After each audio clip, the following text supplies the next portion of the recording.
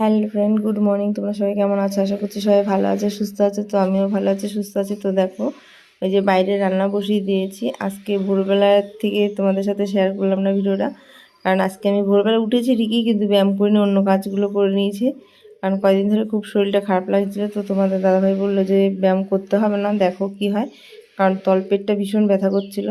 তো আমি জুসটা বানিয়েছিলাম তোমাদের দাদাভাইয়ের জন্য, আমি পরে খাবো স্নান করে পুজো দিয়ে, কারণ আমি স্নান করে পুজো না দেওয়া অবধি কিছু খাই না। আর আজকে তাড়াতাড়ি স্নান করিনি ভোরবেলা, কারণ হচ্ছে টয়লেটটা একটু পরিষ্কার করতে হবে, এর জন্য। তারপরে স্নান টান করে পুজো টুজো দিয়ে তারপর চলে আসলাম। এই যে এক একটা করে জুস খাওয়া শুরু করে দিয়েছি। তো দেখো, প্রথমে ওই জুসটা গরম করে নিয়ে ওইটা খেয়ে নিয়েছি, তারপরে যে একটা বিট জুস বানিয়েছি। তো এইবার একটা কথা দেখো, আমার এই বিট জুসটা আমি রোজই খাই। আর আমার ননদ বলছে, তুমি কী খাও, আমাকে একদম দিও, তো আমি খেয়ে দেবো। আমি তুই খেতে পারবি না, বলছে না খাবো।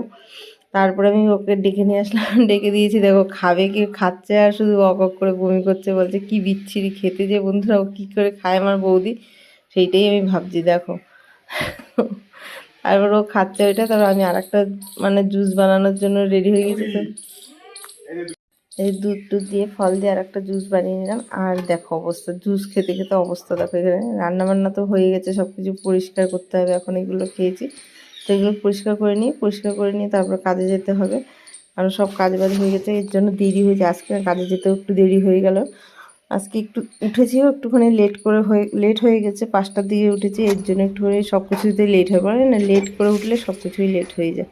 তো তাড়াতাড়ি করে এগুলো গুছিয়ে নিলাম, নিয়ে এখন আমি জুসটা খাবো, কারণ এক একটা জুস আধ ঘন্টা পরে অন্তত খেতে হয়। তো খেয়ে নিয়েছি। আর আমার তো এখন সকালবেলা ভাত টাত খাওয়া বারণ আছে সব, এখন খালি জুস টুস এসবই খেতে হবে ফল টল দিয়ে। তো এইগুলো খাচ্ছি, খেয়ে দিয়ে তারপরে যে পরিষ্কার করে বাসন টাসন ধুয়ে নিলাম। এবার এই জুসটা খাবো। দেখো এই জুসটা হেবি গাঢ় হয়ে গেছে, কারণ কলা দিয়েছিলাম, তার জন্য ভীষণ গাঢ় হয়ে গেছে। তো এইটা খেয়ে দিয়ে তারপরে আমি আবার কাজে যাওয়ার জন্য রেডি। তো বন্ধুরা, আমার ভিডিওগুলো তোমাদের কেমন লাগে অবশ্যই কমেন্ট করে জানিও, যদি ভালো লাগে।